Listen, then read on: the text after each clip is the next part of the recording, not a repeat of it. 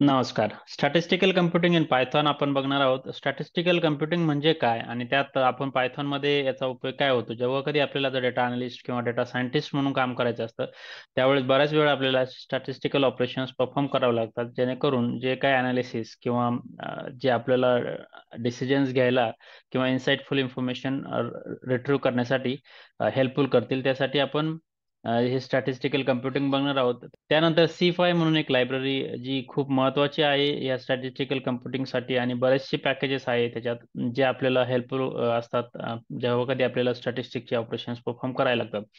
आता तुम्ही म्हणशाल की स्टॅटिस्टिक म्हणजे काय आणि हे मॅथ जर नसेल किंवा मॅथमॅटिक्सचं तुमचं नॉलेज नसेल तर तुम्ही करू शकता. तर त्याला एवढं काही अवघड नाहीये. ह्या गोष्टी एवढं सोप्या आहे पायथॉनमध्ये की आपल्याला फक्त त्याचे फंक्शन्स कसे यूज करायचे ते बघावं लागतात.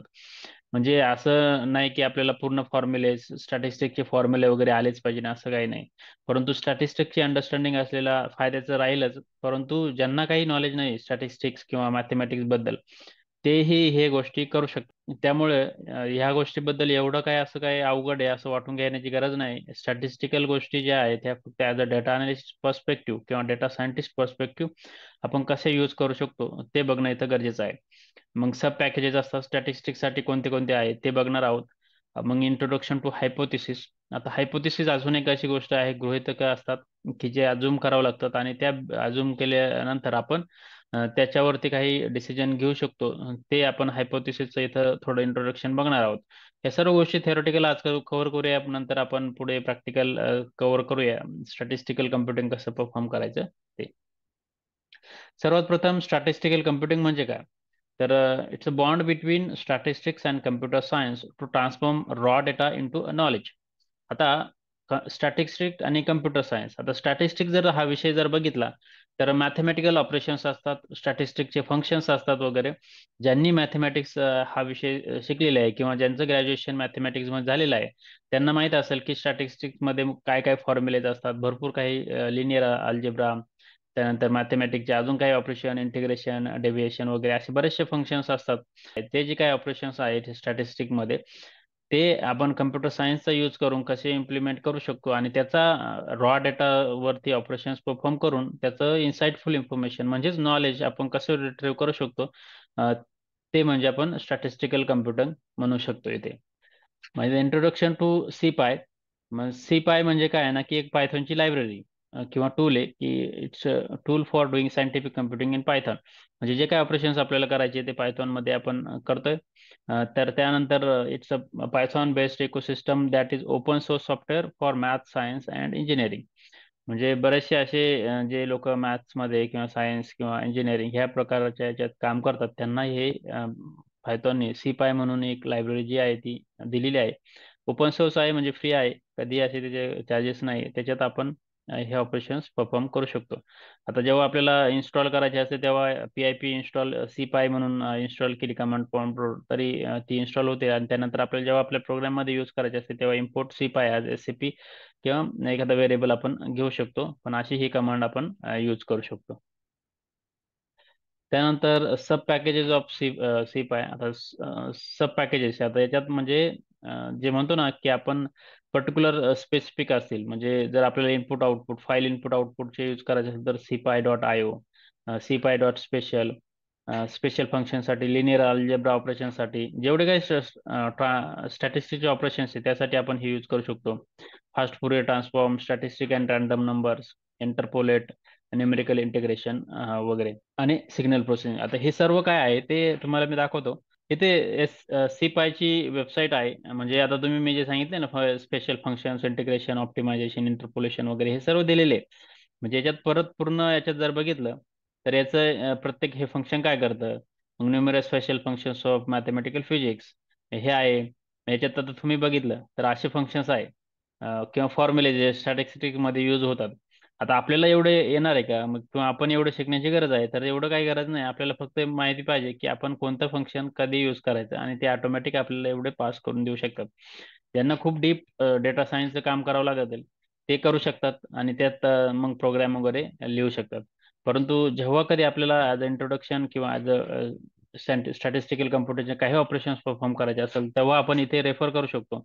इंटिग्रेशनसाठी काय काय आहे.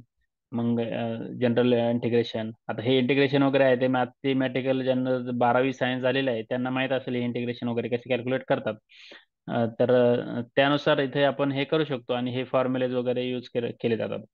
आता बरेचसे असतात हे आपल्याला एवढं जमणार पण नाही, परंतु याचे प्रोग्राम्स आपण यूज करू शकतो आणि ते आपण पायथॉनमध्ये कॅल्क्युलेट करू शकतो.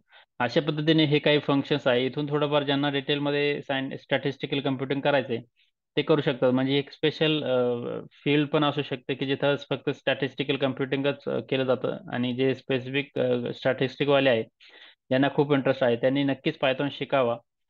किंवा ज्यांनी स्टॅटिस्टिकमध्ये ग्रॅज्युएशन केलेले, मॅथेमॅटिक्समध्ये ग्रॅज्युएशन केलेले, त्यांनी पायथॉन शिकावं आणि पायथॉनची ही जी लायब्ररी आहे ती जास्तीत जास्त युटिलाइज करून त्यांना त्यांचं काम कसं सोपं होईल ते बघावं. आणि खूप इंटरेस्टिंग आहे. ज्यांना खरंच नॉलेज आहे, खरंच इंटरेस्ट आहे स्टॅटिस्टिकमध्ये त्यांनी नक्कीच ही लायब्ररी शिकायला पाहिजे. तर हे सब पॅकेजेस आहे सीपाय मध्ये. आता त्याच्यानंतर आपल्याला इंट्रोडक्शन टू हायपोथेसिस बघायचे. आता हायपोथेसिस म्हणजे काय? It's helps analyst or researchers make decisions about population parameters based on a sample data. एक सॅम्पल डेटा असेल त्याच्यावरती आपल्याला काही डिसिजन्स घ्यावे लागतात. त्यासाठी काय करतात ना की काही हायपोथेसिस, मग त्याच्यासाठी नल हायपोथेसिस आणि अल्टरनेटिव्ह हायपोथेसिस असे दोन आहे, H0 आणि H और H1 असे आहे. तर नल हायपोथेसिस मध्ये काय होतं ना, सपोज एक एक्झाम्पल आहे, एक ई कॉमर्स वेबसाईट आहे ज्याच्यावरती बाय नावचं बटन आहे. हे बटन आता काय आहे की एक टेस्ट करायची आपल्याला की changing a colour of button to green from orange will increase the CTR click through rate. म्हणजे जर त्या बटनचा कलर आता सध्या ऑरेंज आहे तर तो ग्रीन मध्ये जर कन्वर्ट केला किंवा चेंज केला तर त्याचं क्लिक थ्रू रेट म्हणजे त्याच्यावर क्लिक किती करू शकतात लोक किंवा जास्त होईल का काय. तर त्यासाठी नल हायपोथेसिस काय असतं ना की नल हायपोथेसिस मध्ये मध्ये आपण असं कन्सिडर करतो की काही इफेक्ट होणार नाही. म्हणजे जर बटनचा कलर ऑरेंज पासून ग्रीन जरी केला तरी काही होणार नाही आणि त्यानुसार त्याचं डेटा मग आपल्याला नंतर कलेक्ट करायला लागतं. म्हणजे हे काय होतं की CTR ऑरेंजचा आणि CTR ग्रीनचा सेमच असेल. हे जर अल्टरनेटिव्ह जर कन्सिडर केलं तर अल्टरनेटिव्ह मध्ये काय करतात ना, अल्टरनेटिव्ह मध्ये changing colour of button from orange to green will increase the CTR म्हणजे पॉझिटिव्ह दाखवण्याचा प्रयत्न करतात. आणि मग त्याच्या असं लिहिलं CTR orange is less than CTR green असं आहे.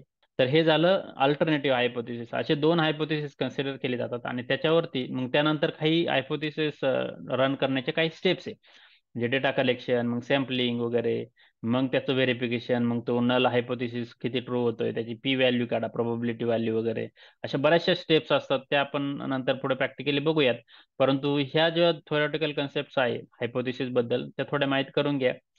तर आपण पुढे ह्या गोष्टी सर्व आहे प्रॅक्टिकल बघणार आहोत. परंतु ह्या गोष्टी काही समजून घ्या. नल हायपोथेसिस काय, अल्टरनेटिव्ह हायपोथेसिस काय आणि त्याचा कसा यूज होतो स्टॅटिस्टिकल कम्प्युटिंगसाठी.